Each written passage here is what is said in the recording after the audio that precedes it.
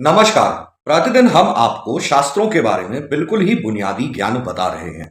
जीवन में व्यस्तता के चलते आजकल लोग शास्त्रों के बारे में बिल्कुल भी ज्ञान अर्जित नहीं कर पाते हैं। इसीलिए हम यह वीडियोस आप लोगों के लिए बना रहे हैं, जिसमें कल हमने जाना मंत्र के बारे में, आज हम जानेंगे प्रायश्चित के बारे में। तो चलिए सुनते हैं प्रायश्चित के बारे में। प्राचीन काल से ही हिंदुओं में मंदिर जाकर अपने पापों के लिए प्रायश्चित करने की परंपरा रही है।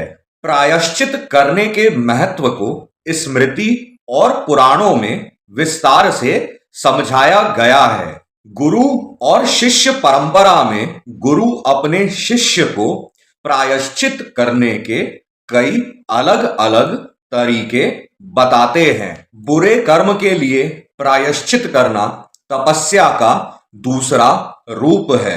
प्राचीन काल में अपने किसी पाप का प्रायश्चित करने के लिए देवता, मनुष्य या भगवान अपने अपने तरीके से प्रायश्चित करते थे। जैसे कि त्रेता युग में भगवान राम ने रावण का वध किया, जो कि सभी वेद शास्त्रों के ज्ञाता होने के साथ साथ ब्राह्मण भी था। इस कारण भगवान श्री राम को ब्रह्म हत्या का दोष लगा था। इसके उपरांत उन्होंने कपाल मोचन तीर्थ में स्नान और तप किया था, जिससे उन्होंने ब्रह्म हत्या के दोष से मुक्ति पाई थी। अनजाने में हुए पाप सबके सामने बता देने से साधारणतः नष्ट हो जाते हैं। जानबूझकर किए गए पाप जल्द ही नष्ट नहीं होते हैं, उसके लिए बहुत प्रायश्चित करना पड़ता है, तब जाकर उसके पाप नष्ट हो पाते हैं। प्रायश्चित करने के कुछ उदाहरण हैं: तीर्थ पर जाना, दान करना, उपवास करना आदि।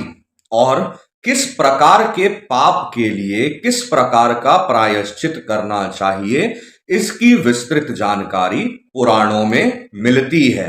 प्रायश्चित करके अपने पापों को भूलकर पुण्य करने पर ही ध्यान देना चाहिए। तो यह थी प्रायश्चित करने के बारे में बिल्कुल ही बुनियादी जानकारी, बिल्कुल ही बेसिक नॉलेज। कल हम जानेंगे दीक्षा देने के बारे में। चलिए कल फिर मिलते हैं। आप सभी को बहुत बहुत धन्यवाद।